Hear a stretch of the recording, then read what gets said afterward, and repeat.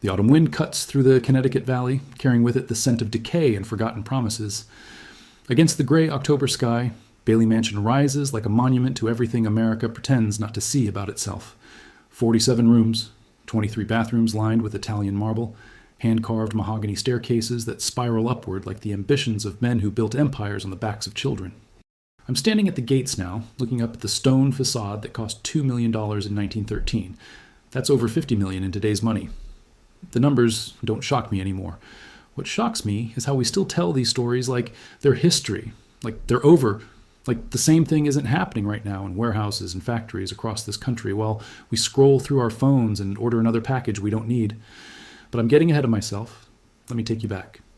Let me show you what really happened here. James Bailey wasn't born rich. That's important. He liked to remind people of that. Born in 1867 to a modest family in Providence, Rhode Island, he worked his way up from nothing, or so the story goes. Started as an apprentice in a textile mill at 14. By 25, he owned his first factory. By 40, he controlled the largest textile empire in New England. The American dream, they called it. Pull yourself up by your bootstraps. Work hard, play by the rules, and you too can have a mansion with 47 rooms. They don't tell you what the bootstraps are made of. They don't tell you whose fingers wove them. In 1913, Bailey broke ground on this estate. The architect was Stanford White's protege, a man named Frederick Olmsted Jr., son of the landscape designer who created Central Park. The best craftsmen in America were brought in. Italian stonemasons for the facade, French artisans for the interior plasterwork. The gardens were designed in the English style with imported roses and a maze made from 12-foot hedges that took 6 full-time gardeners to maintain. Inside, the entrance hall featured a chandelier with 3,000 crystal pieces, each one cut by hand in Bohemia. The ballroom could hold 200 guests. The library contained first editions of Dickens, Austen, and Hawthorne, bound in leather that Bailey probably never read. The kitchen had running water, electric lights, and refrigeration, which in 1913 was like having a spaceship in your house. 35 people worked here full-time. Butlers, maids, cooks, gardeners, chauffeurs, stable hands. They lived in servants' quarters on the 3rd floor, rooms with no heating and shared bathrooms. They worked 16-hour days for wages that barely covered their food. But they were the lucky ones, because at least they weren't children working in Bailey's factories. Let me tell you about the factories. Bailey owned 17 textile mills across Massachusetts, Rhode Island, and Connecticut. At their peak, they employed over 4,000 workers. Of those workers, approximately 800 were children between the ages of 8 and 14. 8 years old, 3rd grade. That's when Bailey's recruiters would show up in immigrant neighborhoods, in farming communities devastated by drought, anywhere desperation made parents willing to sign papers they couldn't read. The children worked 14-hour shifts, 6 days a week. They operated machinery that could tear off fingers, arms, scalps. The air in the factories was thick with cotton dust that filled their lungs and gave them diseases that didn't have names yet. They were paid 30 cents a day. 30 cents. Bailey paid more for the imported champagne he served at his dinner parties. But here's the thing that really gets me. Bailey wasn't a monster. I mean, he was, but he wasn't the cartoon villain version. He went to church every Sunday. He donated to orphanages. He funded a library in Providence that still bears his name. He genuinely believed he was a good man, a godly man, a pillar of his community. He looked at those children in his factories and convinced himself he was doing them a favor, giving them opportunity, teaching them the value of hard work. That's what makes this story so terrifying. Not that evil exists, but that good people, people who love their families and pet their dogs and cry at sad songs, can participate in systems of exploitation and never see themselves as the villains. Bailey would walk through his mansion, past the crystal chandeliers and marble staircases, and feel pride. He built this. He earned this. The idea that it was built on stolen childhoods never crossed his mind, or if it did, he had 1,000 justifications ready. The mansion was completed in 1915. Bailey threw a party that lasted 3 days, 500 guests, orchestras brought in from New York, champagne fountains, peacocks wandering the gardens. The local newspapers covered it like it was a royal wedding. They called Bailey a titan of industry, a self-made man, an example of American ingenuity and drive. 2 years later, everything changed. March 17th, 1917, St. Patrick's Day. Most of the workers in Bailey's factories were Irish immigrants, and they'd requested the day off. Bailey refused. Production couldn't stop, he said. Orders had to be filled. So they worked, those Irish girls and boys, while their families celebrated without them. The fire started at 2:47 in the afternoon in Factory Number 7 in Hartford. Later investigations would determine it was caused by faulty wiring that Bailey had been warned about for months, but had refused to fix because it would require shutting down production. The flames spread through the building in minutes. The cotton dust in the air acted like gasoline. Within 10 minutes, the entire factory was engulfed. The doors were locked. Bailey locked the doors from the outside during shifts to prevent workers from taking unauthorized breaks or stealing fabric. It was common practice. The windows were barred to keep the workers in and the union organizers out. When the fire broke out, there was nowhere to go. 17 people died. 11 of them were children. The youngest was 9 years old, a girl named Mary Catherine O'Brien. They found her body near a window she'd tried to break through. Her hands were burned down to the bone from pounding on the glass. The newspapers that had praised Bailey 2 years earlier now called him a murderer. Investigators revealed conditions in his factories that shocked even a public accustomed to industrial brutality. No fire escapes, no sprinkler systems, children working machinery designed for adults, foremen who beat workers for slowing down, wage theft, debt peonage, safety violations that had been reported and ignored dozens of times. Bailey's response was to hire the best lawyers money could buy. He settled with the families quietly, paying them amounts that today would seem insulting, but that desperate people accepted because they had no choice. He made donations to firefighting equipment funds and safety advocacy groups. He published a statement expressing his deep sorrow for the tragic accident and his commitment to worker safety going forward. Then he fought every attempt to regulate his factories. He lobbied against child labor laws. He funded politicians who opposed safety regulations. He hired private detectives to infiltrate and break up union organizing efforts. And he never, not once, publicly admitted that the fire was anything other than an unfortunate accident, an act of God, something that couldn't have been prevented. The mansion continued operating through all of this. The parties still happened, though on a smaller scale. The 35 servants still worked their 16-hour days. Bailey still walked through his 47 rooms and felt whatever it is that men like him feel. Justified, probably. Persecuted by jealous critics who didn't understand the realities of business. He saw himself as a victim, and that's the most dangerous thing about power.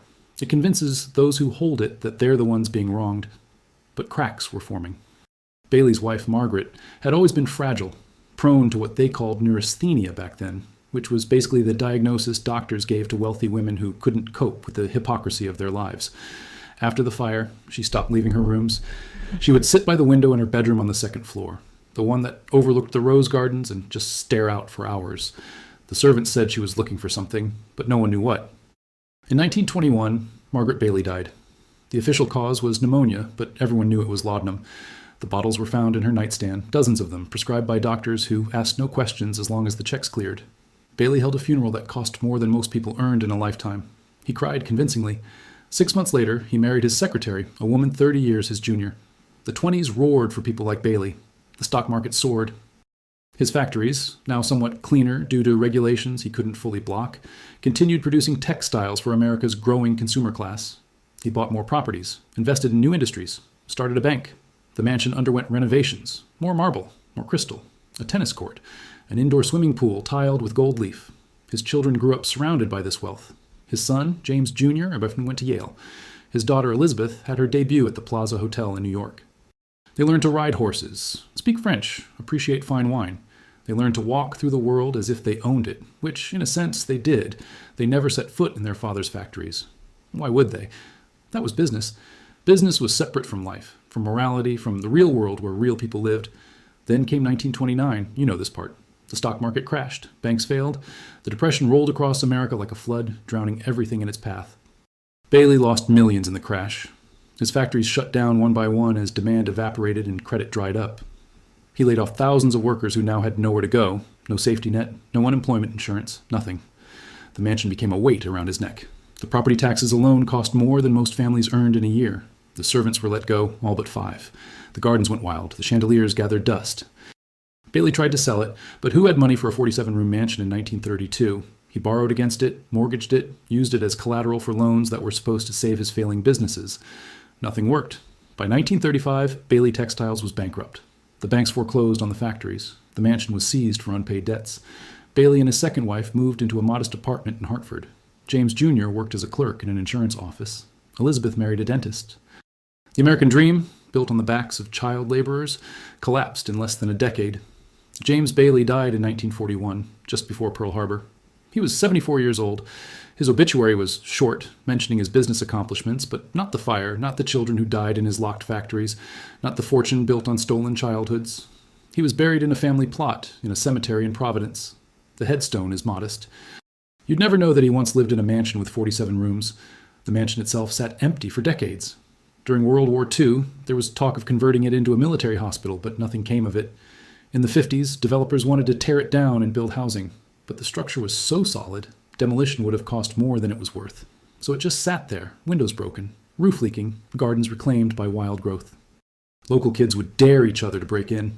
They'd roam the empty halls, spray painting graffiti, breaking what little remained intact. The stories started then. Ghost stories. People claimed to see figures in the windows. A woman in white in the second-floor bedroom where Margaret had died. Children's voices in the ballroom. The smell of smoke that appeared and disappeared without source. I don't believe in ghosts, but I believe in haunting. I believe places can hold memory, can carry the weight of what happened within their walls. Every room in this mansion was built with money made from child labor. Every marble tile, every crystal in the chandeliers, every imported rose bush in the garden. The house itself is a monument to exploitation, and that doesn't go away just because the exploiter is dead. In 1987, the mansion was purchased by a historical preservation society. They spent 10 years and millions of dollars restoring it to its original grandeur. They tracked down period furniture, replicated wallpapers, polished the marble until it gleamed. In 1997, it opened as a museum. Visitors can tour the grounds for $15. They can walk through the ballroom, admire the chandelier, imagine themselves living in such luxury. But here's what they don't tell you on the tours. They mention James Bailey, his success in textiles, the architectural significance of the building. They talk about the craftsmanship, the imported materials, the lifestyle of the American upper class in the early 20th century. And what they don't talk about is how it was paid for. They don't talk about Mary Catherine O'Brien, 9 years old, burned to death behind a locked door. They don't talk about the 800 children who worked in Bailey's factories, breathing cotton dust into their young lungs, losing fingers to machinery, dying young from diseases that had everything to do with where they worked and nothing to do with bad luck. The museum has a gift shop. You can buy postcards of the mansion, books about Gilded Age architecture, reproduction furniture if you have enough money. The proceeds support the Preservation Society's work. It's all very tasteful, very educational, very sanitized. I asked the director once why they don't include more information about the labor conditions in Bailey's factories. She said they want to focus on the positive aspects of the era, on the achievement and artistry. She said people come to museums to be inspired, not depressed. She said it's important not to judge historical figures by modern standards. I think that's bullshit. Child labor was wrong in 1913, and people knew it was wrong. There were activists fighting against it. There were journalists exposing it.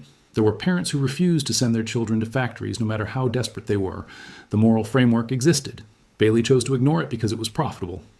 That's not a question of historical context. That's a question of character. But here's the thing that really haunts me, the thing that keeps me coming back to this mansion, the thing that made me want to tell you this story. It's still happening. Not in the exact same way, not with children locked in burning factories in Connecticut, but the pattern persists. The same logic, the same justifications, the same willingness to build luxury on the backs of the vulnerable. There are children working right now in factories across the world making the clothes you're wearing, the phone you're holding, the car you drive. There are workers in warehouses in America pissing in bottles because they don't have time for bathroom breaks. Their every movement monitored and timed.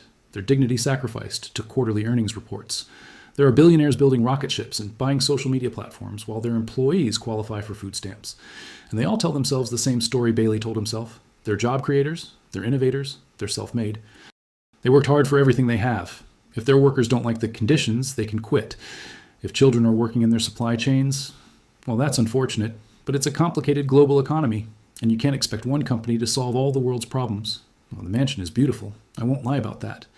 Walking through those rooms, seeing the craftsmanship, the attention to detail, the sheer scale of ambition, it takes your breath away.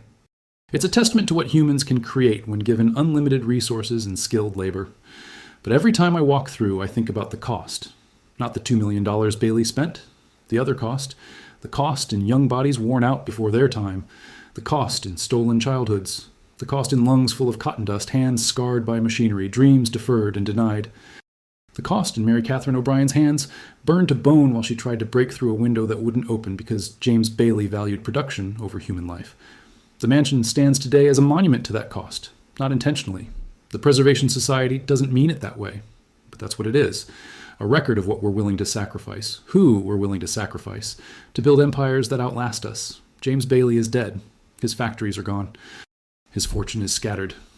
But the logic that built this mansion persists. The willingness to look at exploitation and see opportunity, the ability to walk through halls of marble while children choke on cotton dust and feel nothing but pride. The story we tell ourselves about success, about merit, about who deserves what and why. That's the real haunting of Bailey Mansion. Not the ghost stories, not the woman in white, or the children's voices. It's the way we continue to build monuments to exploitation and call them museums. The way we tour these spaces and admire the craftsmanship without asking whose hands did the work. The way we preserve the beautiful surfaces while ignoring the ugly foundations. The autumn wind is colder now. The sun is setting behind the mansion, casting long shadows across the grounds that were once maintained by 6 full-time gardeners. Tourists are leaving, heading back to their cars, to their lives, carrying with them whatever story they've chosen to tell about this place. I'm still standing here, looking up at those 47 rooms, thinking about cost, about what we build and what we destroy, about Mary Catherine O'Brien, 9 years old, who never got to grow up, never got to live in a mansion or tour one, whose life was deemed less valuable than James Bailey's imported champagne. The mansion will stand for decades more, probably centuries. The Preservation Society will maintain it, fight off developers, host events in the ballroom. People will continue to visit, to admire, to imagine themselves living such grand lives. And maybe that's okay. Maybe we need these monuments, not to celebrate the past, but to remember it honestly. Not to admire James Bailey, but to see him clearly. Not to feel inspired by his success, but to reckon with what that success cost and who paid the price. Every society builds monuments. The question is what we choose to memorialize and what we choose to forget. Bailey Mansion memorializes beauty built on suffering, luxury paid for in child labor, a dream that was only possible because so many people's dreams were denied. The dark secrets hidden behind these grand walls aren't really hidden at all. They're right there in the marble and crystal, in every room and every chandelier.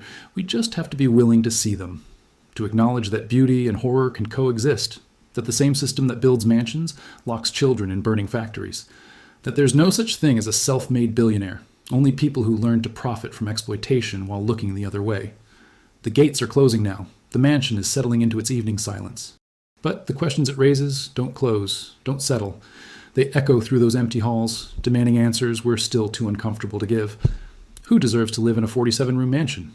Who deserves to die in a locked factory? What do we owe each other? What systems of exploitation do we participate in right now while telling ourselves we're good people, just like James Bailey did? I don't have answers, but I know we need to keep asking. Because every time we stop asking, every time we walk through these beautiful spaces and choose not to see the cost, we're just building another mansion on the same foundation. And somewhere, another child is locked behind another door, and the cycle continues. Bailey Mansion stands as a warning and a challenge. It says, this is what we're capable of building. It also says, this is what we're capable of ignoring. The question is, which truth we're willing to acknowledge and what we're going to do about it. The autumn wind carries away the last of the tourist voices. The mansion stands alone, holding its secrets that aren't really secrets, telling its story to anyone willing to listen. Not the story of architectural achievement or Gilded Age grandeur. The real story, the dark one, the one we need to hear.